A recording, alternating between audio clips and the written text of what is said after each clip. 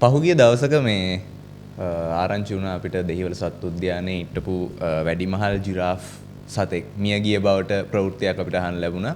එතන දෙහිවල සත්තු උද්‍යානයේ ජිරාෆ් කියන්නේ ඇත්තටම හිටපු ලොකු ආකර්ෂණයක් ඒ සත්වයා. ඉතින් ඒකත් එක්ක අද මාතෘකාවට පූර්විකාවක් ගන්න හිතුවේ. අද අපි කතා කරන මාතෘකාව ජිරාෆ්ට ගොඩක් බද්ධ හින්දා. ජිරාෆ් නේ මාතෘකාව. හැබැයි ජිරාෆ් ගැන කතා නොකර අපිට මේ මාතෘකාවට යන්න බෑ. අද මාතෘකාවට මම කතා කරන්න තව පූර්විකාවක් විදිහට මම ගන්නම් මේ මම පොඩි උදාහරණ මම පොඩි මේ පෙන්නන ඡායාරූපය බලන්න මේ ඔයාලට පේන්න තියෙනවා ඇති ගස් නගින කකුලුවෙක් ඉන්න කකුලුවට වඩා කක්කුට්ටෙක් කියන එක හොඳයි ගස් නගින කක්කුට්ටෙක් ඔයාලට පේන්න තියෙනවා වම් පැත්තෙන් මේ යාගේ ඡායාරූප කිහිපයක් ඒත් එක්ක ඔයාලට පේන්න තියෙනවා පරීක්ෂණ පත්‍රිකාවක් Journal of Crustacean Biology වල පළ වෙලා තියෙන මේකද ඇවිල්ලා description of a new genus and new species of a fully arboreal crab in Western Ghats. එහෙම නැත්නම් ලංකාවට අල්ලපු රට වෙන ඉන්දියාවේ අපිට ආසන්නයෙන්ම තියෙන බටහිර ගාට්ස් කඳු වලින් වාර්තා වෙන ගස් නගින රුක්වාසී කක්කුටු විශේෂයක් ගැන හඳුන්වා දෙන පරීක්ෂණ පත්‍රිකාව තමයි තියෙන්නේ. මේ කක්කුටු විශේෂය ඇවිල්ලා නම් වෙන්නේ කානි මරංජන්දු කියලා. මම මෙයාව ගත්තේ වෙන කිසිම විශේෂ හේතුවක් තියෙනවා. මේ විශේෂ හේතුව තමයි මේ කානි මරංජන්දු කියන කක්කුටු විශේෂය ඇවිල්ලා බටහිර ගාස් කඳුළු ජීවත් වෙන කානි කියලා ගෝත්‍රයක්. මේ කානි කියන ගෝත්‍රයේ කතන්දර ඇතුලේ හමු වෙනවා විශේෂ ඔවුන් ජනප්‍රවාදිත සතුන් කියලා සලකන සත්ව විශේෂ දෙකක්. එක්කෙනේ තමයි කල්ලානේ එහෙම නැත්නම් ගල් අලි. කල්ලානේ කියන කාලානේ කියන වචනේ දෙක බෙදලා දෙමළ ඌරුවට එන වචනනේ.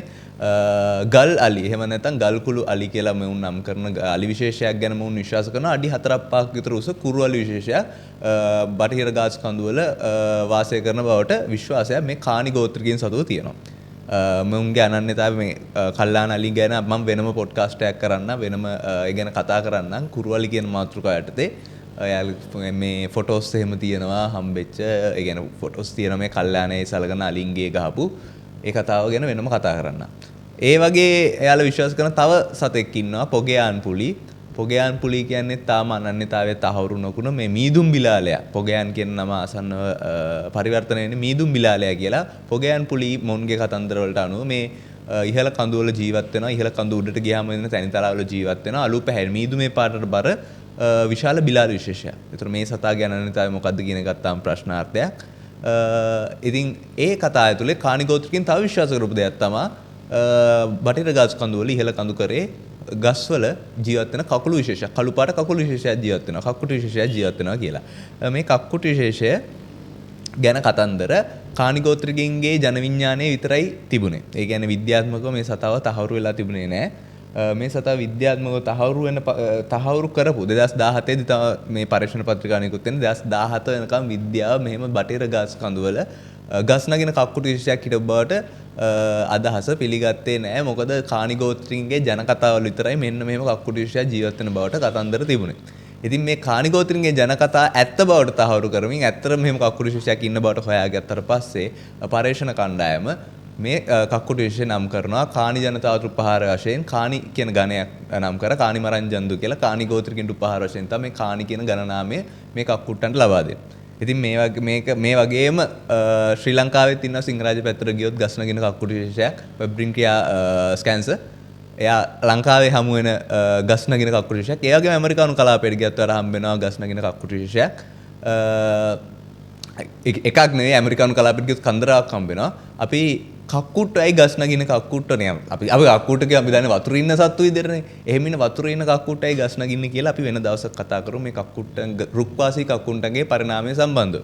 ඉතින් මම ඒ පූර්විකාව ගත්තේ වෙන මොකක්ින්ද වන්නේ ඔයාලට මං කියන කතාව යද්දි තේරෙන්න ඇති කානි ගෝත්‍රිකගේ ජන කතාවල හිටපු සතෙක් තමා මේ විදිහට ඇත්ත වෙන්නේ පසු කාලිනව. ඒ කියන්නේ ජන විඥානයේ හිටපු සතෙක් ගෝත්‍රිකයන් විතරක් දැනන් හිටපු සතෙක් තමයි පසු කාලීනව මේ විද්‍යාඥයන් විසින් හොයාගන්න ඇත්ත සතෙක් කියලා. අන්න ඒ වගේ සතෙක් දැන් මෙයා නම් පොඩි සතෙක්. කක්කුට කියන පොඩි සතෙන්නේ. දැන් තව හොයන්න ඉතුරුලා කල්ලාන සහ පොගයාන් පුලි කියන සත්තු දෙන්න බටහිර ගස් කඳු කරේ ශිරපයි වේදින්න මේ ගැන හොයලා බලන. හැබැයි ලෝකයේ තවත් තැන්වලට ගියොත් ඉතිහාසය පුරා බැලුවොත් මේ විදිහට ජන කතාවල පුරාණෝක්ති වල සඳහන් වෙලා හිටපු සත්තු ඇත්ත බවට ඔප්පු වෙච්ච අවස්ථා කිහිපයක්ම තියෙනවා ස්වභාවික ඉතිහාසය කියන රසවත් මාතෘකාව ඇතුලේ. අන්න එහෙම ඒ මාතෘකාව ඇතුළේදී ජනප්‍රවාදිත ගෝත්‍රිකින්ගේ ජනප්‍රවාද වලට සීමා වෙලා හිටපු ඊට පස්සේ පසු කාරිනව ඇත්ත සතෙක් කියලා ඔප්පු වුණ තවත් අපූර්ව සතෙක් ගැන කතන්දරයක් තමයි අද මම ඔයාලට ගෙනාවේ. මෙයා තමයි ඔකාපි ජොන්ස්ටනි.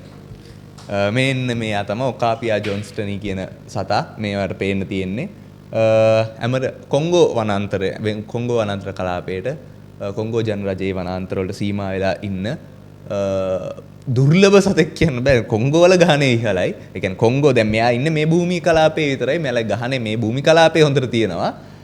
අතිශය දුර්ලභ නෙවෙයි. හැබැයි දකින්න අමාරු සතෙක්. සහ ලෝකෙම ගත්තොත් ඇත්තන දුර්ලභ තමයි. මොකද මෙයා මේ කලාපේ විතරයි හම්බෙන්නේ. අප්‍රිකාවේ මේ කොංගෝ කලාපේ විතරයි හම්බෙන්නේ.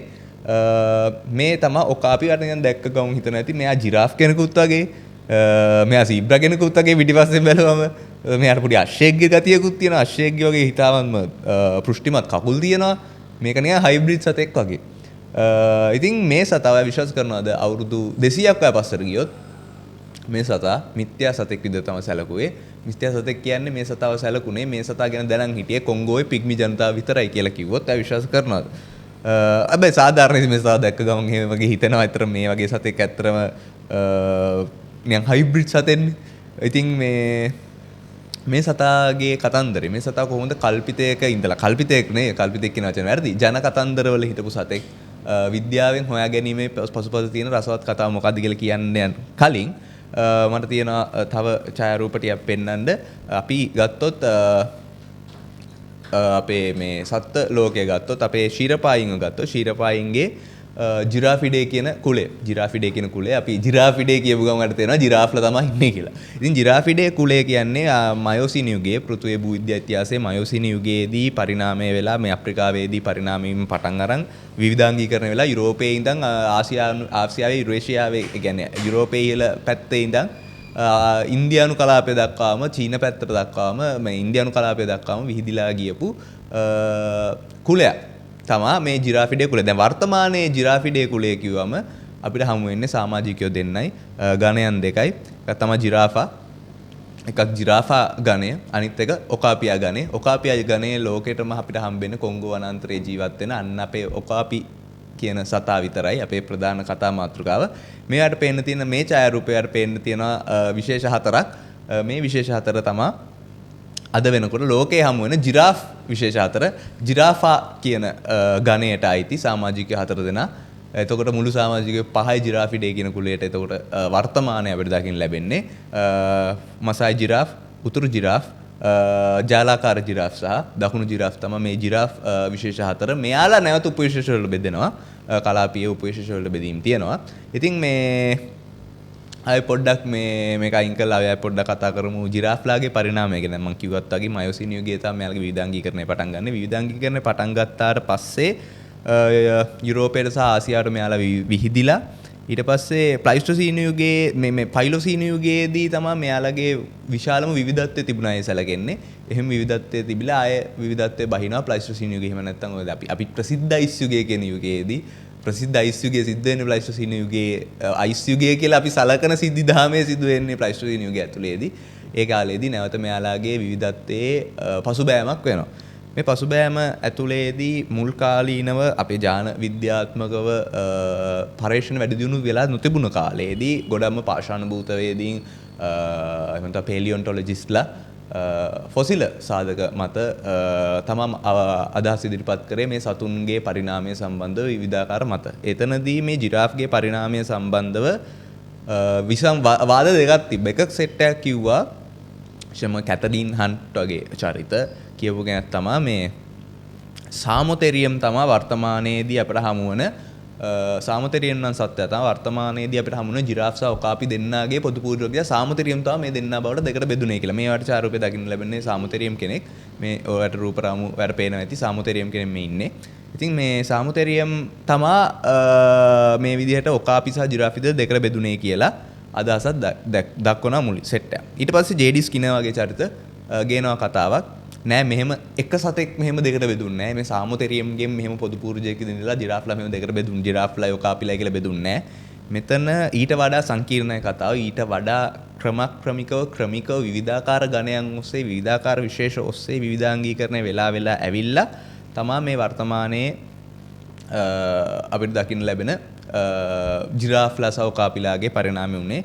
එතකොට මෙයාලා කෙලින්ම කිව්වොත් මේ කැන්තුමෙරික්ස්, ඊට පස්සේ ජිරාෆොකෙරික්ස්, ඊට පස්සේ පේලියෝට්‍රාගුස් සහ තාමොතෙරියම් කියන 4 දෙනාගේ ක්‍රමිකව සිද්ධ වෙච්ච විකසනයන් ඔස්සේ තමයි මේ සතුන්ගේ පරිණාමය වර්තමාන අපිට දකින්න ලැබෙන ජිරාෆ් සහ ඔකාපිලාගේ පරිණාමය සිද්ධ වුනේ කියලා මම මේ වට ඡායාරූපේ පේන්න තියෙනවා කිහිප දෙනෙක් මේ ජිරාෆ්ගේ පරිණාමික කතන්දරය ඇතුලේ අපිට හමු වෙන මේ ජිරාෆොකෙරික්ස් කියන එක්කෙනාට කැන්තොමෙරික්ස් වල පේන නැති ඉතා පොඩි කෙනෙක්. කැන්තොමෙරික්ස් තා පොඩි කෙනෙක් මේ කැන්තොමෙරික්ස් සර්ටෙන්සිස් අප්‍රිකාවේ සහ ආසියාවේ මයොසින් යුගයේදී හමු වුණ සමාජිකයෙක්. ඊට පස්සේ ජිරාෆොකෙරික්ස් ගණයේ ජිරාෆොකෙරික්ස් පංජාබියෙන්සිස් ගේ රූපයක් කරපේ නැති මේ ජිරාෆොකෙරික්ස් ගැන විශේෂයෙන් කියන්න ඕනේ. මේ ජිරාෆොකෙරික්ස් ගණයේ සමාජිකයෝ දෙන්නව තමයි මේ වලට ඒ දෙන්නාගේ කන්සෙප්ට් ආර්ට් එකක් තමයි තියෙන්නේ. ජිරාෆොකෙරික්ස් කිව්වොත් ජිරාෆොකෙරික්ස්ගේ සාධක අපිට හමු වෙන ප්‍රධාන කලාප දෙකක් තියෙනවා ලෝකේ. එකක් තමයි හිමාල කඳු. හිමාල කඳු කියන්නේ සිවාලික් කඳු. හිමාලයේ සිවාලික් කලාපයේ සිවාලික් කඳු වලදී අපිට හමු වෙනවා ජිරාෆොකෙරික්ස් විද්‍යාඥයන්ට හමු වෙනවා ජිරාෆොකෙරික්ස්ගේ සාධක. මේ සිවාලික් සත්ත්ව සම්පතිය ගැන අපි වෙනම කතා කරන්නම්, මම වෙනම කතා කරන්නම් සහ මේ පුළුවන් විද්වතෙක් එතෙන්ට ගෙන ඒ සම්බන්ධව කතා කරන්න හොඳ විද්වතෙක් මම ගේන්නම් මෙතෙන්ට ඒ සම්බන්ධව කතා කරමු. මොකද සිවාලික් සත්ත්ව සම්පතිය අපිට මග හරින්න බෑ රත්නපුර ප්ලයිස්ටොසීන සත්ත්ව සම්පතිය ගැන කතා කරනකොට. ඊට පස්සේ දැන් සිවාලික් කඳුවල මේ හිමාලයේ ප්ලයිස්ටොසීන යුගයට අයිති සිවාලික් කඳුවල අපිට හමු වෙන එක්තරා සාධක කීපයක්. එයා තමයි මේ එයාව නම් කරන්නේ ජිරාෆොකෙරික්ස් පංජබෙන්සිස් කියලා. පංජබියෙන්සිස් එහෙම වෙනකොට තුර්කියට ගියාම තුර්කිය ඇනටෝලියා කලාපය කියමු තුර්කි කලාපය වර්තමානයේ අපි නම් කරන්නේ. තුර්කියේදී අපිට සාධක හම් වෙනවා තව එක්කෙනෙක් ගැන. තව කෙනෙක් එයාව නම් කරන්නේ ජිරාෆොකෙරික්ස් ඇනටෝලියෙන්සිස් කියලා. එතකොට මේ දෙන්න එහෙම වෙනකොට මේ ඔයාට ආයෙ මම අර පරණ ෆොටෝ එකට එන්නම්. පරණ ෆොටෝ එකේ තව ඔයාලට පේන ඇති බ්‍රහ්මතෙරියම් පෙරිමෙන්සි. එයා මයොසින් ඉඳන් පයිලොසින් යුගය දක්වා යුරේසියානු කලාපයේදී හමු වෙන මධ්‍ය ආසියානු කලාපයේ එහෙම හිටපු කෙනෙක්. ඊට පස්සේ ඔයාලට පේන්න තියෙනවා හොනානොතෙරියම්. එයා චීනයේ හිටපු ජිරාෆ් පූර්වජයෙක්. ඒ වගේම අපිට ලංකාවේදී ජිරාෆ් සිංහලේසිස් කෙනෙක් හිටියාය බවට එක්තරා ෆොසිල සාධකයක් හමු වෙලා තියෙනවා. ඒ ගැන මම ඉස්සරහට මගේ අදහසක් තියෙනවා ලංකාවේ වඳ වී ගිය ප්ලයිස්ටොසීන සත්ත්ව සම්පතිය ගැන කතා කරන්න. ඒකෙදී මම වැඩි විස්තර ගේන්නම්. ඊට පස්සේ දැන් අපි සාමොතෙරියම් ගැන කතා කරා. මෙන්න මේ පේලියෝට්‍රාගුස් ගැන කියන්න ඕනේ. පේලියෝට්‍රාගුස් කියන සතා මේ තමයි දැන් අපි කියවන මතවාද දෙකක් තියෙන සෙට් එකක් මේ සාමොතෙරියම්ගේ බෙදීම. අනිත් එක කිව්වා මේක ඊට වඩා විවිධාංගීකරණ වීමක් තියෙනවා කියලා. ඒ විවිධාංගීකරණය වීම ඇතුළේදී ස්කිනර්ගේ මතය වුණේ මේ ඔකාපි කියන සත්වයා ඇවිල්ලා මේ පේලියෝට්‍රාගුස් කියන සතාගේම වර්තමාන මුහුම. ඒ කියන්නේ පේලියෝට්‍රාගුස් කියන සත්වයා තමයි පරිණාමය වෙලා පසු කාලේ ඉන්න පේලියෝට්‍රාගුස්ගේ අර සක්සෙසර් කියන්නේ පේලියෝට්‍රාගුස්ගේ උරුමකාරයා තමයි වර්තමානයේ අපිට කොංගෝයේදී දකින්න ලැබෙන ඔකාපි කියලා. ඉතින් කොහොම හරි මේකේ අපූර්ව කාරණාව තමයි පසු කාලීනව 2016 දී වෙන පරීක්ෂණයකින් හොයාගන්නවා මේ දෙන්නාට පොදු පූර්වජයෙක් ඉඳලා තියෙනවා. ඔකාපි සහ ජිරාෆ්ට කොහොමද පොදු පූර්වජයෙක් ඉන්න එපැයි. මේ පොදු පූර්වජයාගේ බෙදීම සිද්ධ වෙලා තියෙන මීට අවුරුදු මිලියන 11.5කට ආසන්නව අවුරුදු මිලියන 11.5කට තමයි මේ දෙන්නාගේ ජානමය වශයෙන් මේ දෙන්නාගේ බෙදීම සිද්ධ වෙලා තියෙන්නේ. පොදු පූර්වජයෙක් ඉඳලා තිනවා. පොදු පූර්වජයාගේ මේ දෙන බෙදීම ආරම්භ වෙලා තියෙන්නේ ආසන්නව අවුරුදු මිලියන 11.5කට කලින් කියලා. මේවට පේන්න තියෙන්නේ බෙදීම සම්බන්ධ තියෙන රූප රාමුව. ඉතින් මේ ඊට පස්සේ මේ ඡායාරූපේ පොඩ්ඩක් බලන්න. දැන් ඔයාලට මම කලින් ෆොටෝ එකේදී පෙන්නුවා ඔකාපි කෙනෙක්ව. ඔකාපිගේ බෙල්ල දිග නෑ කියලා දකින්න. හැබැයි අපි දන්නවා ජිරාෆ්ගේ බෙල්ල දිගයි. ජිරාෆ්ගේ බෙල්ල අතිශය දිගයි නේ. අර ඉස්සර අපි ජෝක් එකකට කියන විභාගවලදී අනිත් එකාගේ පේපරේ බලන්නේ ලබනම ජිරාෆ්ලායිලා ඉපදෙනවා කියලා. ඉතින් මේ රූපරාමම බැලුවොත් ඔයාලට පේන ඇති බෙල්ල දිග ජිරාෆ්ගෙත් බෙල්ලකොට ඔකාපිගෙත් දෙන්නටම තියෙන්නේ ග්‍රයිවික අශේරුකා ගත්තොත් එහෙම නැත්නම් බෙල්ල හදන අස්ති ටික ගත්තොත් ග්‍රයිවික අශේරුකා 7යි. ජිරාෆ්ගේ බෙල්ල කොච්චර දිග වුණත් ඔකාපිගේ බෙල්ල ඒ වුණාට කොට වුණත් ඔකාපිට තියෙන්නේ ග්‍රයිවික අශේරුකා 7යිද ජිරාෆ්ට තියෙන්නේ ග්‍රයිවික අශේරුකා 7යි. මේක බලන ඔයාගෙත් මගෙත් මේක කියන මගෙත් ඕක මේක බලන ඔයාගෙත් අපිට තියෙන ග්‍රැවි විකාශක 7යි. ඔයා ගෙදරට එන මීයාගෙත් තියෙන ග්‍රැවි විකාශක 7යි. අලියෙක් ගත තියෙන ග්‍රැවි විකාශක 7යි. ලෝකේ ශීරපායින්ගේ ග්‍රැවි විකාශක සැකැස්ම ගත්තොත් ඔක්කොම තියෙන ග්‍රැවි විකාශක 7යි. හැබැයි මේක වෙනස් වෙන තැන් දෙකක් තියෙනවා ලෝකේ. මැනටි එහෙම නැත්නම් අපි මුහුදු ගවයෝ කියන අය. මුහුදු ගවයෝ කියන්නේ අපේ මුහුදු ඌරා ඉන්නවනේ. මුහුදු ඌරා එහෙම නැත්නම් ඩියුගොන් කියන සත්තු අපේ සාගර කලාපේ හම්බුනවනේ. එහෙම නැතුව අපි ඇමරිකානු පැත්තට ගියාම ඉන්නේ මැනටි කියන සතා සී කවුස්ලා. එයාලට තියෙන ග්‍රැවි විකාශක 6යි. සහ දකුණු ඇමරිකා කලාපේ ඉන්න මන්දයෝ ට්‍රීටෝඩ් ස්ලොත් සහ ටූටෝඩ් ස්ලොත් එහෙම නැත්නම් නකර දෙකේ මන්දයෝ සහ නකර තුනේ මන්දයෝ මේ මන්දයින්ටත් ග්‍රැවි විකාශක වෙනස් වෙනවා. එක සෙට් එකකට පහ කියන්නේ 7ක් නෙවෙයි 7ට අඩු කට්ටිය ඉන්නවා. තව සෙට් එකක් ඉන්නවා 4ට වැඩි 10ක් විතර තියෙන කට්ටිය. මට හරියට මතක නැහැ ට්‍රීටෝඩ්ටද වැඩි ටූටෝඩ්ටද වැඩි කියලා. කොහොම හරි මන්දයන්ගෙත් මේ ග්‍රැවි විකාශක 7 නීතිය වළංගු වෙන්නේ නැහැ. මන්දයෝ සහ මැනටි එහෙම නැත්නම් සී කවුස්ලා හැර ශීරපායින්ගේ ග්‍රැවි විකාශක සැකැස්ම 7යි. ඉතින් මේ ඒක එහෙම වෙනකොට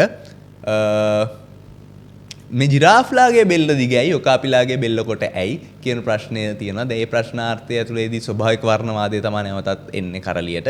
ස්වභාවික වර්ණවාදය ඇතුළේදී මේ එන ප්‍රධාන අදහස තමයි මේක මෙතන ප්‍රධාන කල්පිතය තමයි මෙයාලගේ බෙල්ල දිග වීමට මේ ඒක බෙල්ල කියන දේ ස්වභාවික වර්ණය වෙලා දිග බෙල්ලක් ජිරාෆ්ලාගේ ඉතුරු වීමට ප්‍රධාන හේතු සාධකයේ උනේ මෙයාලගේ ජීවත් වෙන පරිසර පද්ධතිය වල වෙනස්කම් කියලා. දැන් ඔකාපිලා ගත්තොත් ඔකාපිලා ඉන්නේ වැසි වනාන්තරවල කොංගෝ ගැන අතිශය විශාල වැසි වනාන්තරයක්. මේ වැසි වනාන්තර පද්ධතිය ඇතුළේදී මෙයාලට කණ්ඩ මෙයාලගේ බෙල්ල මට්ටමේ කෑම තියෙනවා. ඒතකොට ඔකාපිට එහෙම බෙල්ල දික් කරගෙන දේවල් කණ්ඩ අවශ්‍යතාවයක් නැහැ. එයාගේ බෙල්ල මට්ටමේ මේ ගත්තොත් වියන්ස්තරයන් ටික ගත්තොත් බෙල්ල මට්ටමේ දෙයක් කාගන්න එයාලා හෝ මේ බිම දෙයක් හෝ කාගන්න මෙයාලට කෑම තියෙනවා. හැබැයි මේ ජිරාෆ් වර්තමාන අපි දන්න ජිරාෆ්ලා අදටත් ජීවත් වෙන මේ සැවානා පරිසර පද්ධතිය වලනේ. ඒතකොට සැවානා පරිසර පද්ධතිය වල ජීවත් වන ජිරාෆ් පූර්වජයෝ එක්තරා යුගයක ජිරාෆ් පූර්වජයෝ බෙල්ල කොටට ඉඳලා තියෙන. දැන් අපි ෆොටෝ කිහිපයක් පෙන්නුවා. මෙයාලා කොම් බෙල්ල කොටට තියෙන අය. බෙල්ල ඉතා දිග අය නෙවෙයි මුල් සමාජිකයෝ. ඉතින් මේ මුල් පූර්වජයෝ ජිරාෆ්ලාගේ මේ විදිහට සැවානා පරිසර පද්ධතිය ඉන්නේ ශුෂ්ක කාලයේදී මෙයාලට කන්න දේවල් නැහැ. කන්න දේවල් නැහැ. මෙයාලගේ බෙල්ල මට්ටමේ මෙයාලට හම්බෙන්නේ නැහැ. මේ සහ නැමිලා කන්න පුළුවන් මට්ටමේදී මෙයාලට හම්බෙන්නේ ආහාර. ඉතින් ඒ වගේ වෙලාවක මෙයාලා ශුෂ්ක පරිසර පද්ධතිය වල ඉතා උස ගස් හම්බ වෙනවා. දැන් අද අපි පවා මේ ඩොකියුමන්ටරියක් බැලුවොත් සැවානා ප්‍රදේශවල ඉතා විශාල ගස් තියෙනවා තැන් තැන් වල. උස ගස්. ඒ උස ගස් වල කෑම කන්න නම් ගහනේ ඉන්න බෙල්ල දිග සාපේක්ෂව බෙල්ල කොට අයට වඩා බෙල්ල දිග අයට පොඩි පරිවාසියක් තියෙනවා. එයාට ශාරීරික වාසියක් තියෙනවා. එයාට කොහොම හරි බෙල්ල මොකක් හරි දික් කරලා ටිකක් කාගෙන ගොඩ යා ගන්න පුළුවන්. එතකොට බෙල්ල කොට අයට මොකද වෙන්නේ? බෙල්ල කොට අයට කෑම නැතුව බෙල්ල කොට අයට කා ගන්න විදිහක් නැතුව බෙල්ල කොට අය වඳ වෙලා යනවා. බෙල්ල කොට අය මැරලා යනවා. එතකොට එයාලගේ ගහනේ ඉදිරියට යන්න එයාලා පැටව බෝ කරන්න කලින් එයාට කා ගන්න විදිහක් නැතුව මැරලා යනවා. හැබැයි බෙල්ල දිග කට්ටියට බෙල්ල ටිකක් දිග. අපි මේ කතා කරන්නේ මේ පූර්වජයන්ගේ යුගයේ බෙල්ල ඉතා දිගයි නෙවෙයි. එහෙමයි හිටියේ නෑ තාම. බෙල්ල ටිකක් දිගයට ගේමක් ගහගෙන ටික ටික කන්න පුළුවන්. එයාලට හැකියාව ලැබෙන ජනිතයන් බිහි කරන්න.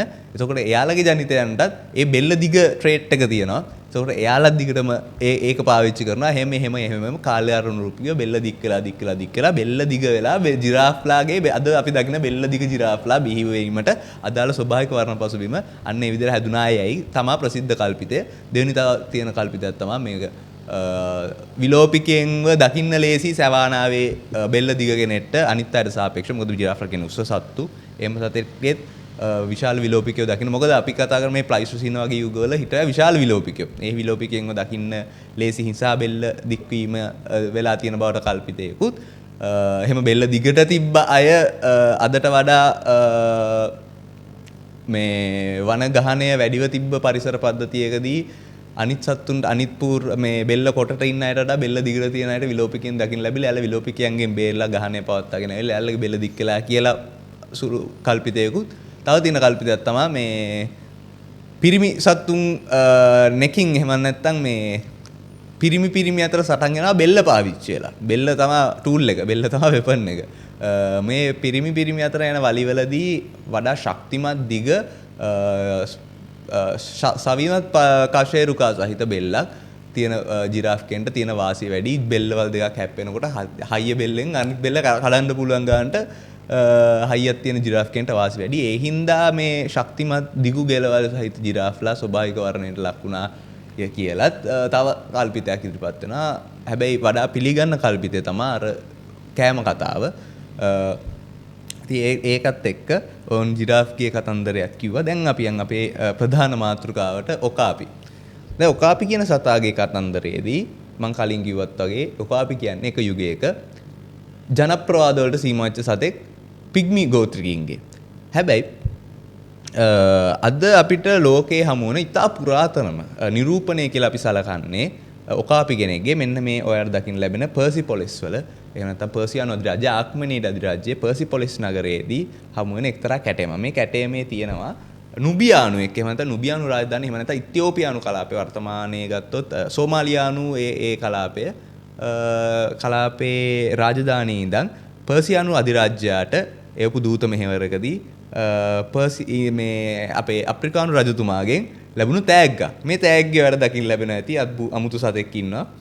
මේ සතා මොකාද කියන උපකල්පනයන් අතරේ තියෙන ජනප්‍රිය කතා මේ ඉන්නේ ඔකාපි කෙනෙක් කියලා. මොකද සාධාරණ බලන්න මෙයාගේ පොඩි අන් දෙක වගේ අර ජිරාෆ්ලට තියෙනවනේ පොඩි නෙරුම් දෙකක් අන්න ඒ වගේ දැන් ඔකාපිලටත් ඒ වගේ තියෙනවනේ අසන්නෝ. ඒතකොට මම ආයේ පොඩ ඔකාපිගේ ඡායාරූපයක් පෙන්නන්නම්කෝ.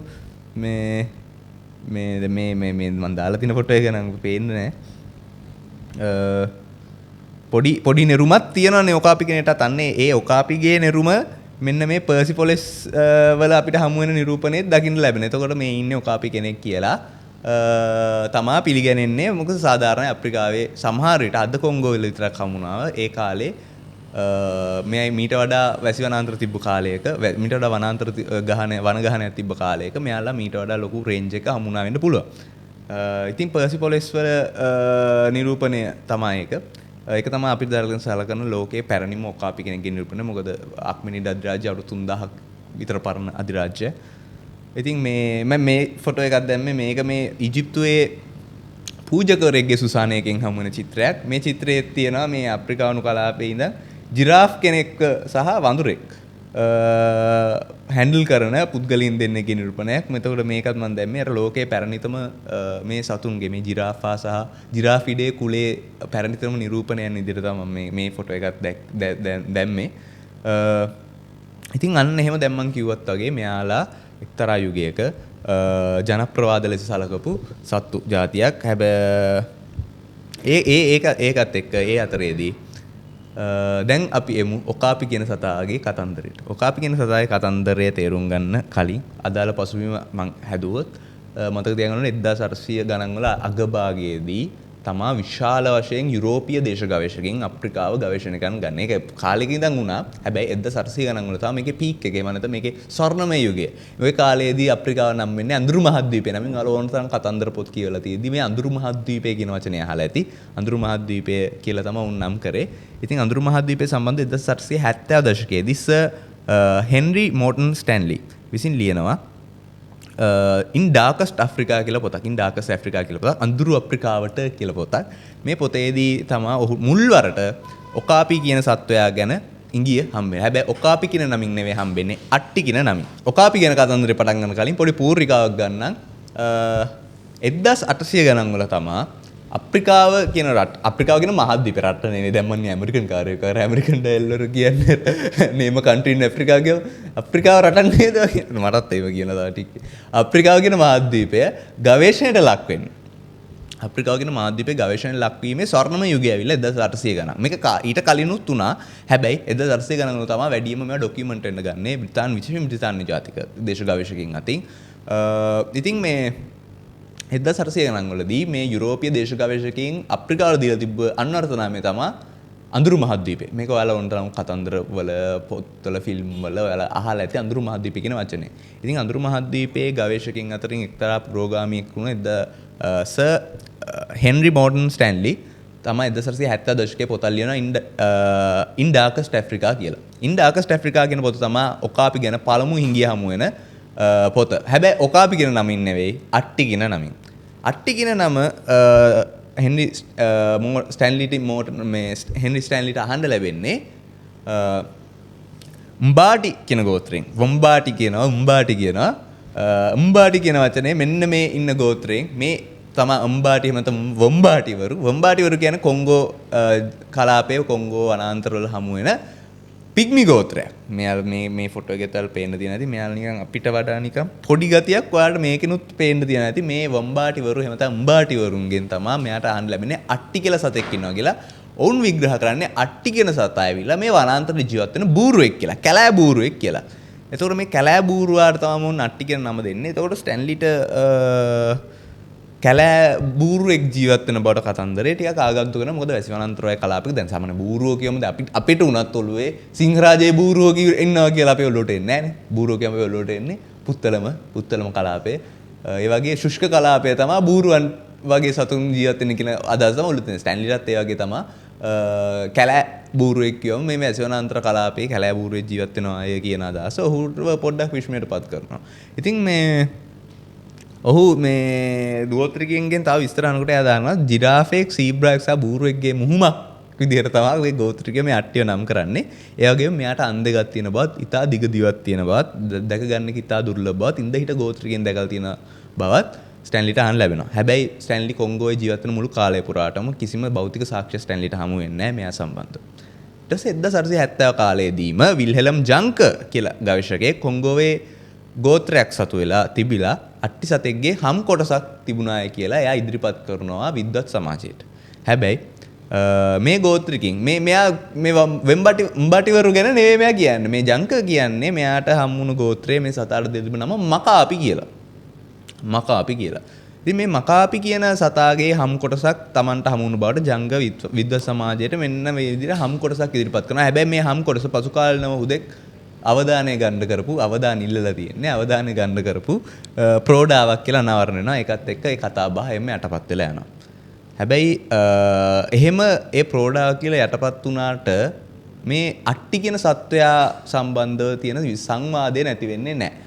මොකද මේ ස්ටැන්ලි හදලා තිබුවම තමන්ගේ පොතෙන් ඉදිරිපත් කළ තිබු සතා මොකಾದ කියන කුතුහලයත් එක්ක බොහෝ ස්වභාවයේදී මේ අට්ටිව හොයා ගැනීමේ කුතුහලයෙන් පෙළුණා. ඉතින් ඒ හින්දාම ගවේෂණ චාරිකාවන් කිහිපයක්ම කොංගෝ වනාන්තරයේ ජීවත් වුණා මේ අට්ටි කියන සතාව හොයාගන්නම. හැබැයි මේ අට්ටි කියන සතාව ජීවග්‍රහණයෙන් අල්ලගන්න කාටවත් පුළුවන් වෙන්නේ නැහැ. හැබැයි අට්ටිගේ භෞතික සාක්ෂි හමු නොනත් අට්ටිගේ සැලකෙන අඩිසලකුණු කිහිප දෙනෙක්ට දකින්න ලැබෙනවා. එහෙම එක්කෙනෙක් තමයි කපිතාන් ජීන් බැප්ටිස් මාචාන්. එයා ඒ විදිහට අට්ටිගේ අඩිසලකුණු දැකලා වාර්තාගත කරන්න සමත් වෙන ගවේෂකෙක්. හැබැයි අපි කලින් කිව්වත් වගේ දැන් ස්ටැන්ලිගේ කෘතියෙන් කතා බහක් ඇති වෙනවා. ඉතින් ඊට කලින් මම ස්ටැන්ලිව පෙන්නන්නකෝ මේ ඡායාරූපය බලන්න. මේකේ වම් පැත්තේ ඉන්න පුද්ගලයා තමයි ස්ටැන්ලි කියන්නේ. ස්ටැන්ලි තමයි මේකේ මුලින්ම යුරෝපීය සමාජයට මේ මෙහෙම සතෙක් ඉන්න බවට එලිදරව් කරපු පුද්ගලයා. එතකොට දකුණු පසින් ඉන්න පුද්ගලයා කවුද කියලා මම ඉස්සරහට කියනනම් එයා නමින් තමයි ඕකාපියා ජොන්ස්ටනි කියලා අන්තර ජොන්ස්ටනි කියන ස්පීෂීස් නේම් එක යාර දීලා තින්නේ. මේ ඉන්නේ සර් හැරි ජොන්ස්ටන්. සර් හැරි ජොන්ස්ටන්ගේ කතාව කලින් කියන්න දැන් මම කලින් කිව්වා වගේ යුරෝපයේ දැන් දේශ ගවේෂණ කීපයක් දියත් වෙලා තියෙන මේ අට්ටිව හොයන්න 1989 දී පළවෙනි වතාවට දැන් මෙහෙම ගියපු දේශ ගවේෂණයකදී අට්ටි කෙනෙක්ව S2කට දකින්න හම්බ වෙනවා. මේ අට්ටි කෙනෙක් S2කට දකින්න හම්බුනාට මෙයා අනතුරක සේවයක් දන්නකම ෂණයෙන් අතුරුදහන් වෙනවා. ඒකත් එක්ක ඔන්න දැන් යුරෝපය දන්න ඇත්තට මේ සතෙක් ඉන්නවා කියලා. අන්න ඒකත් එක්ක තමයි අපේ ප්‍රධාන චරිතය එන්නේ කතාවට. 1900 කාලේදී උගන්ඩාවේ තානාපති ධූරය දරපු ගවේෂකයෙක් වුණ සර් හැරි ජොන්ස්ටන්. මෙයා මේ අට්ටිගේ ප්‍රවාදයන් ගැන ගොඩාක් උනන්දු වෙලා හිටපු පුද්ගලයෙක්. ඉතින් 1900 ගණන්වලදී ගණනදී කොංගෝ වනාන්තර කොංගෝ කලාපය පාලනය වුණේ බෙල්ජියම් අධිරාජ්‍ය යටතේ. බෙල්ජියම යටතේ බෙල්ජියම ලියෝපෝල්ඩ් රජතුමා ගැන හිමවල කතන්දර අහලා ඇති. මේ කොංගෝවට මෙයාලා කරපු විනාශය තමයි ඉතින් ඒක. ලියෝපෝල්ඩ් රජතුමා ගැන හිමවල කතන්දර අහලා ඇති. කොහොම හරි බෙල්ජියම යටතේ තමයි කොංගෝව තිබුණේ. මේ බෙල්ජියම් හමුදාවෙන් අල්ලගෙන බෙල්ජියමට අරන් ගියපු පිග්මි ගෝත්‍රිකයෝ නැත්නම් වම්බාටි ගෝත්‍රිකයෝ කිහිප දෙනෙක්ව මුදාගෙන ඔවුන්ව නැවත ගම් වලට අරන් යෑම. ඔය කියන්නේ දැන් මේ බෙල්ජියමට අරන් ගියපු හිරකාරයෝ ටිකක් පිග්මි හිරකාරයෝ ටිකක් නැවත මුදාගෙන ඔවුන්ව නැවත ඔවුන්ගේ පාරම්පරික ගම් වලට අරන් යන චාරිකාවක් වුණා. අරන් යන ගවේෂණයක් වුණා. මේකේ කොටස්කාරයෙක් විදිහට අපේ මේ ජොන්ස්ටනුත් යනවා කොංගෝවට. කොංගෝවට ගියාට පස්සේ එයා ගිය ගමන් එයා පිග්මි ජනතාව එක්ක ගැවසෙනකොට එයා පිග්මිලාගෙන් අහනවා ෂේප් එකේ මේ අට්ටි කියන සතා ගැන. අට්ටි කියන සතා ගැන මේ ගියාට පස්සේ මේ කතන්දර අහන් යනකොට දැන් එයාට දැනගන්න ලැබෙන එයාගේ ගම්මානයේ පුද්ගලයෝ එයාගේ ගම්මානයේ ඉන්න පුද්ගලයෝ මේ අට්ටි කියන සතාට උකාපි කියලා නමක් දීලා තියෙනවා කියලා. ඒ කියන්නේ අර එහෙම තියෙනවනේ දැන් අපි සතාට දැන් පොදුවේ කියන්නේ හිතන්නකො මේ මට උදාහරණයකට ගත්තොත් මට උදාහරණයක් එකවර ඔළුවට නෑ අපි මෙහෙම කියමු අපි දන්න දැන් ලංකාවේ ඉන්නේ පැන්තරපාඩු ස්කොටියානේ. ඒතකොට පැන්තරපාඩු ස්කොටියා කියන එක ඌගේ කොටියානේ දැන් ඒතකොට අපි විද්‍යාත්මක නම දෙන්නේ කොටියා කියලා. ඒතකොට කොටියා නම් දැන් අපි පාවිච්චි කරන නම කොටියා නම් ගම්වල ඕන තරම් මහා දිවියා කියනවා දිවියා කියනවා. හඳුන් දිවියා කියන සතා කරන හඳුන් දිවියා කියන සතාට ප්‍රදේශයෙන් ප්‍රදේශයට කියන නම වෙනස්. බලු දිවියා කියන සෙට් එකක්. ඒ වගේ ප්‍රදේශයෙන් ප්‍රදේශයට කියන නමනේ. ඒ වගේ අට්ටි කියන්නේ උම්බාටිවරු පොදුවේ සතාට දීපු නම. හැබැයි ගමෙන් ගමට එයාට අනන්‍ය නමුත් තිබ්බා. ඒ වගේ තමයි. ගමින් ගමට අනන්‍යයන් තිබ්බා. දැන් මෙයා මේ සිරකාරයෝ ටිකක් කරන්නේ. සිරකාරයන්ගේ ගමට නෑනේ සිරකාරයෝ නැවත ගිහිල්ලා මේ ඇරලවන්න. ඇරලවීමේදී ඒ ගමේදී මෙයා දැනගන්නවා මේ ගමේ ඉන්න මිනිස්සු මෙයාට කියන්නේ ඔකාපි කියලා. ඒකත් එක්ක ඒ නම දැන් ජොන්ස්ටන්ගේ ඔළුවේ කාවැදුනා ඔකාපි කියන නම. ඒක කාවැදුනාට පස්සේ මෙයා මේ චාරිකාවේදී මෙයාට යන්න ලැබෙනවා කොංගෝයේ තියෙන බෙල්ජියම් හමුදා බලකොටුවක වෙන උම්බෙනි බලකොටුවට. මේ බලකොටුවේදී ජොන්ස්ටන්ට දකින්න ලැබෙනවා මේ මීට කලින් මෙයා කවදාවත් දැකලා නැති විදිහේ හම් වලින් හදපු උණ්ඩමලු දෙකක්. මේ ගැන මෙයා අහනවා මේ බලකොටුවේ ඉන්න ලුතිනන්ට් කෙනෙක් මොයිරා කියලා. මේ ලුතිනන්ට් මොයිරාගෙන් මෙයා ඇහුවට පස්සේ ජොන්ස්ටන් පුදුම වෙනවා. මොකද මොයිරා කියනවා මේක හදලා තින්නේ අට්ටි සතෙක්ගේ හැමෙන් කියලා. අන්න පළවෙනි වතාවට ජොන්ස්ටන්ට භෞතික සාක්ෂියක් හම් වෙනවා අට්ටිගේ. මං ඉන්න මට විනාඩි දෙන්න. අන්න මෙන්න මේ තියෙන්නේ අන්න යට එන්න විදිහට හම් වෙන උණ්ඩමලු දෙක. වෙන්න ඔය උණ්ඩමලු දෙක දැක්කට පස්සේ ජොන්ස්ටන්ගේ ඉහේ මල් පිපෙනවා. අන්න පළවෙනිතර භෞතික සාක්ෂියක් තියෙනවා මේ අට්ටි කියන සතාගෙන් හදපු උණ්ඩමලු දෙයක්. ඒ කියන්නේ අට්ටි කියන සතාගේ හැම මේ තියෙන්නේ. ඒකත් එක්ක දැන් ජොන්ස්ටන්ගේ ඉහේ මල් පිපිලා තියෙන දැන් ජොන්ස්ටන්ට මාර මොටිවේෂන් එකක් කියලා තියෙන්නේ. ජොන්ස්ටන් ඒ මොටිවේෂන් එකෙන්ම කැලේට වදිනවා. මම කොහොම හරි අර මම අට්ටිව හොයාගෙනමයි එළියට එන්නේ වගේ සීන් එකකින් අට්ටිව හොයාගන්න මෙයා කැලේට වදිනවා. හැබැයි මෙයාට ගොඩක් කල් ඉඳන් මෙන්න මෙයා රෝගී වෙනවා. මොකද විදේශිකයෙක් යුරෝපීය දැන් අපේ රටවල් වල පවා ඒ ප්‍රශ්නේ තිබ්බනේ. මේ අපේ රටවල් වල දීපවා බොහෝ විදේශිකයෝ මේ කැලෑවල මෙයාට ඉන්න අමාරුයි. මොකද මේ නිවර්තන කලාපයේ තියෙන ලෙඩ රෝග ඊට පස්සේ මෙහි රස්නේ මෙහි වැස්ස ඒවත් එක්ක ඉන්න අමාරුයි. ඉතින් අප්‍රිකාව කියන්නේ අපේටත් වඩා ඒ වගේ ආන්තික තත්ත්ව වැඩි කලාපයක් මේ ඇස්වනාන්තර කියවම. ඉතින් ඒකත් එක්ක ජොන්ස්ටන්ට වැඩි දවස් ඉන්න වෙන්නේ නැහැ. ජොන්ස්ටන් ලෙඩ වෙනවා.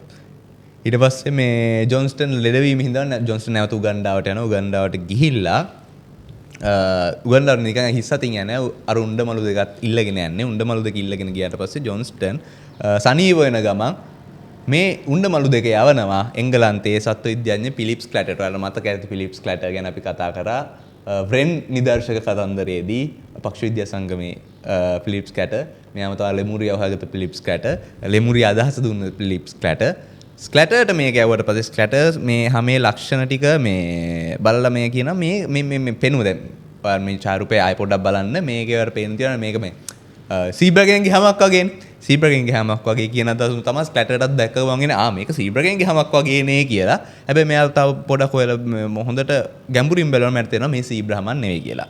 හැබැයි මෙයා හිතන්නේ මේක සමහර විට අශ්වයෙක්ගේ කියලා. අශ්වයෙක්ගේ කියලා. මොකද මේ සීබ්‍රා අශ්ව පවුලට නෑ ඉතින්. ඒකට මෙයාගේ අදහස තමයි මේ සීබ්‍රත් නොවන අශ්වයෙක් විය හැකි වඳ වී ගියපු හෝ තාම ජීවත් වෙන අපි හොයාගත්තේ නැති කැලෑ අශ්ව විශේෂයක් විය හැකි කියන අදහසින් තමයි මෙයා මේ ගැන ඉදිරිපත් කරමින් පේපර් එකක් ලියනවා. මේ පේපරේ මෙයාට පේන්න තියෙනවා ස්ක්ලැටර් ලියපු on an apparently new species of zebra from the Semliki forest කියන ડોකියුමන්ට් එකේ පොඩි ස්ක්‍රීන්ෂොට් එකක් මම ගැව්වා.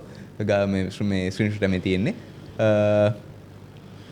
මේක මේ ටෙට්‍රපොඩ් zoology කියන වෙබ්සයිට් එකේ තිබිලා මට හම්බුනේ මේ ඔකාපිලා සම්බන්ධ කතාව වැදගත් ආටිකල් එකකදී මට මේක හම්බුනේ. මේකේ තියෙනවා විස්තර ටික දාලා මේක ඔයාලට පේනවා ඇති. මෙයා දෙන්න බලන නම තමයි මේ අලුත් සත්ත්ව විශේෂයට ඉක්වස් ජොන්ස්ටනි. ඉක්වස් ජොන්ස්ටනි කියලා මොකද ජොන්ස්ටන් තමයි මේක එව්වේ. ජොන්ස්ටන්ට හරියන විදිහට මේ ජොන්ස්ටන්ට උපහාර පිණිස ස්ක්ලැටර් ජොන්ස්ටන්ගේ නම දාලා ඉක්වෙස් ජොන්ස්ටන් ඉක්වෙස් කියනවා දන්නේ නැති අශ්වයන්ගේ ගන්න. එතකොට අශ්වයෝ මෙයා අශ්වයෙක් විදිහට සලකලා තමයි මේ ස්ක්ලැටර් මේ නාමකරණය මුලින්ම ලබා දෙන්නේ. හැබැයි මේ අශ්වයෙක් නෙවෙයි අපි අද වෙනකොට දන්නවා මේ අශ්වයෙක් නෙවෙයි කියලා. හැබැයි ඒ කාලේ එයාලා ඒක දැන හිටියේ නෑනේ. ඉතින් මේ හැබැයි ජොන්ස්ටන්ට ඔය කතාව හොරට පස්සේ ජොන්ස්ටන්ට ලොකු අදහසක් තිබ්බා මේ ඉන්න ඇතේ සමහර විට දැන් උතුරු ඇමරිකානු කලාපයේ ජීවත් වුණා මේ කොට මොඩල් කැල අශ්ව විශේෂයක් අශ්ව පූර්වජයෙක් මේ තමයි මෙයාලා හිපාරියන්ලා. මේ හිපාරියන් අශ්වයෙක්ගේ අපි නොදන්න එක්තරා පූර්වජයක් හෝ ලින්ක් එකක් අප්‍රිකාව වනාන්තරවල තාම ජීවත් වෙනවා ඇති කියලා ජොන්ස්ටන්ට පොඩි විශ්වාසයක් ඇවිල්ලා තිබ්බා මේ ස්ක්ලැටර්ගේ කතාවයි ඔක්කොමයි එක්ක. එතකොට අර ඔය හිපාරියන් කෙනෙක් ඉන්නවා මේ යකාරි එක එපිසෝඩ් එක යකාරි එපිසෝඩ් එක අර මතකද දන්නේ මෙයා අර යකාරි කාලය හරහා යන සීන් එකක් තියෙනවා රේ කාලේ උතුරු ඇමරිකාවට යන අර ප්ලයිස්ටෝසීන් උතුරු ඇමරිකාවට ගිහිල්ලා මේ සෙට් වෙන පොඩි අශ්වයෙක් ප්‍රාග්යිතිහාසික අශ්වයෙක්. අන්න ඒ ඉන්නේ හිපාරියන් කෙනෙක්. ඒ හිපාරියන්ලා කියන්නේ ලොකු අශ්වයනේ. තා පොඩි අශ්වය දැන් මිනිහෙක් ගත්තොත් මිනිහෙක්ගේ අඩි 4-5 ලෙවල් එකට 4-5 ලෙවල් එකට 5 උපරිම වගේ ලෙවල් එක. ඒ වගේ ලෙවල් එකට එන කුරු අශ්ව විශේෂය. ඒතර මේ හිපාරියන් තමයි මේ හිපාරියන්ගේ තාම ජීවත් වෙන ගහණයක් විය නොහැකිදෝ මේ ඔකාපි කියන එහෙම නැත්නම් අට්ටි කියන සතා කියන මතය තමයි ජොන්ස්ටන්ගේ ඔළුවේ පැලපදියම් වෙලා තිබ්බේ ස්කටර් මෙයා අශ්වයෙක්ට අශ්ව විශේෂයකට නාමකරණය කරාට පස්සේ.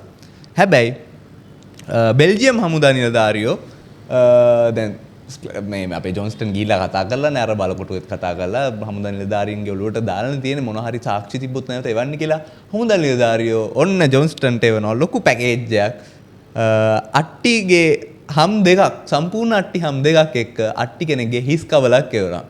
අන්න එන්න එතනින් තමයි අපේ කතන්දරේ වෙනතකට හැරෙන්නේ. හිස් කවල පරීක්ෂා කරලා බැලුවට පස්සේ මෙයාට තේරුණා මේ අශ්වයෙක් නෙවෙයි. මේ ඉන්නේ ජිරාෆ් කෙනෙක් කියලා. ජිරාෆ් කෙනෙක් කියලා කියන්නේ. ජිරාෆ් කෙනෙක්ගේ හිස් කවලකට ආසන්නයි කියලා මේ හිස් කවල. යන්න එතනදී නැවත සංවාදයේ වෙනතකට හැරෙනවා. මේ ඉන්නේ වඳ වී ගියපු ජිරාෆ් කෙනෙක් හෝ ජිරාෆ් පූර්වජ ගහණක ඉතුරු වෙලා ඉන්න සමාජිකයෙක් විය නොහැකිදෝ කියන අදහසකට ඔන්න කතන්දරේ හැරෙනවා. ඒ කතන්දරේ හැරුණාට පස්සේ නැවත සංවාදයේ දිගටම ගිහිල්ලා ජොන්ස්ටන්ගේ මහන්සිය දැන් මේ හිස්කබල් පාව ලන්ඩන් සත්ත්ව විද්‍යා සංගමයට ගියනවා. එතනදී තමයි නැවත සංවාදය දෙන්නේ මේ ඉන්නේ ජිරාෆ් කෙනෙක්ගේ පූර්වජයෙක් විය නොහැකිදෝ කියන කතන්දරේ ඇදිලා එනකොට 1901 දී තමයි පළවෙනි වතාවට උම්බාටිවරුන්ගේ ජනප්‍රවාදවල හිටපු සතා පළවෙනි වතාවට 1901 දී කොංගෝ වනාන්තරයෙන් ජීවග්‍රහයෙන් ඔකාපි සතෙක්ව අල්ලා ගන්නවා. ඔකාපි එහෙම නැත්නම් අට්ටි සතෙක්ව අල්ලා ගන්නවා. අන්න එතනදී තමයි විද්‍යාත්මක සමාජයේ පළවෙනි වතාවට මේ ඉන්නේ අලුත් සතෙක් විද්‍යාවට අලුත් සතෙක් මේ පූර්වජ ජිරාෆ් ගහණයක් හෝ උතුරු ඇමරිකාවේ හිටපු හයිපාරියන්ලාගේ වඳ මේ ඉතුරු වෙලා ඉන්න අශ්වයෙක් හෝ මොකෙක්වත් නෙමෙයි මේ ඉන්නේ අලුත් සතෙක් කියලා එම්බාටිවරුන්ගේ කතන්දරින් අට්ටි ජීවග්‍රහයෙන් 1901 දී අල්ලා ගැනීමත් එක්ක විද්‍යාත්මක සමාජයේ කොංගෝයේ අට්ටි ජීවමාන සතෙක් විදිහට පිළි අරන් අර අට්ටි ගැන මේ ජොන්ස්ටන් මුලින්ම අර ගමේ ධ්‍යාන ලැබුණු ඔකාපි කියන නමෙන් ගණයක් හදලා ඔකාපියා ජොන්ස්ටන් කියලා ජොන්ස්ටන්ට උපහාර වශයෙන් මොකද ජොන්ස්ටන් තව ලොකුම බර ඇද්ද මේ සතාව හොයා ගැනීම පිටිපස්සේ ජොන්ස්ටන් කියන විද්‍යාත්මක නාමය ලබා දෙනවා. ඒ මේ අර ඔකාපි කියන නම දුන්න එම්බාටිවරුන්ටත් ජොන්ස්ටන්ට දෙන්නට මෙකවර උපහාර වෙන පිණිස මේ සතා ඔකාපියා ජොන්ස්ටන් කියලා නම් වීමත් එක්ක අද වෙනකොට ඔකාපි කියන සතා අපි හැමෝම දන්න අපිට මේ පොඩ්කාස්ට් එක කරන්න තරම් දැන් උන්තර අද වෙනකොට කොංගෝ වනාන්තරයේ විශාල ගහනයක් කියලා අදහස් කරන්නේ නැහැ මම ලක්ෂ ගණන් ඉන්නවා කියලා නෑ දහස් ගණන් ඉන්න බවට සැලකෙනවා. හැබැයි මෙයාලා දිවාචර සත්තු හැබැයි දකින්න අමාරු සත්තු කැලේදී දකින්න හරි අමාරු සත්තු කියලා සැලකෙන්නේ. මොකද ඒක වන ගහනයයි ඒ පරිසර පද්ධතියත් එක්ක ඒක එහෙම තමයි. හැබැයි අද වෙනකොට තවදුරටත් මෙයා මිත්‍යා කල්පිත සතෙක් නෙවෙයි. හැබැයි මං කලින් කිව්වත් වගේ අවුරුදු 200කට කලින් ගියා නම් මොකද 1970 ඉඳන් තමයි මේ සංවාදේ පටන් ගන්න මෙහෙම සතෙක් ඉන්නවායි කියලා මුල්වල දැනගන්නේ මේ ලෝකේ. ඒ කියන්නේ මේ යුරෝපයේ දැනගන්නේ. මොකද ඒ කාලේ ලෝකයේ කියලා යුරෝපයේ කිව්වේ මොකද නේ ඒ කාලේ ඒ ඔය ස්වභාවික ඉතිහාස සම්බන්ධ සියලු දැනුම සම්ප්‍රේෂණය වෙන්නේ සහ ඒ ඔක්කොම උනේ යුරෝපේ. පස්සේ තමයි තියෙව අපේ කලාපේ ගෝලීකරණයත් එක්ක දැන් අද වෙනකොට එහෙම නෑනේ මේම මර්මස්ථානයක් නෑනේ ස්වභාවික ඉතිහාස දැනුම මෙතන විතර හැදෙන්නේ කියලා. හැබැයි 1800 ගණන් වල බැලුවොත් යුරෝපයේත් ඒකත් එංගලන්තයේ තමයි සියලු ස්වභාවික ඉතිහාස දැනුම තමන්ගේ යටත් විජිතවල සත්තු ගැන සියලු ඩොකියුමන්ටේෂන්ස් ටික කරන් ගියපු රට. එංගලන්තේ ඊට පස්සේ ප්‍රංශය වේවා ජර්මනිය වේවා ඇමරිකාවත් පිබිදීමක් තිබ්බා. ඒ රටවල් ටික තමයි. ඉතින් 1970 යනකම් මේ මිනිස්සුවත් දැනගෙන හිටියේ නෑ මේ සතෙක් ඉන්නවා කියලා. 1901 දී තමයි සතා ජියග්‍රහයෙන් අල්ලගන්නේ. ඒ කියන්නේ අවුරුදු 200ක්වත් ගෙවලා නැහැ පළවෙනි තාට ඔකාපි කෙනෙක්ව ජියෝග්‍රාහයෙන් අල්ලගෙන විද්‍යාත්මක සමාධිය ඉදිරිපත් කළා. ඉතින් අන්න එහෙම තමයි පිග්මි ගෝත්‍රිකයන්ගේ ජනප්‍රවාදවල හිටපු සතෙක් අද වෙනකොට ලෝකෙම දන්න ජිරාෆ්ගේ වර්තමානයේ අපි දන්න ජිරාෆ්ගේ එකම ජීවමාන නෑදෑයා විදිහට ලෝකෙම දන්න ඔකාපියා ජොන්ස්ටන් එහෙම නැත්නම් ඔකාපි විද්‍යාත්මක සමාජයට එළිදරව් වෙන්නේ. ඉතින් ඒකත් එක්ක අද අපේ කතා බහ මෙතනින් ඉවරයක් කරමු. තවත් දවසක ස්වභාවික ඉතිහාසය සතුන් සම්බන්ධව වන ජීන් සම්බන්ධව තවත් රහ කතා බහක් එක්ක අපි හමු වෙමු.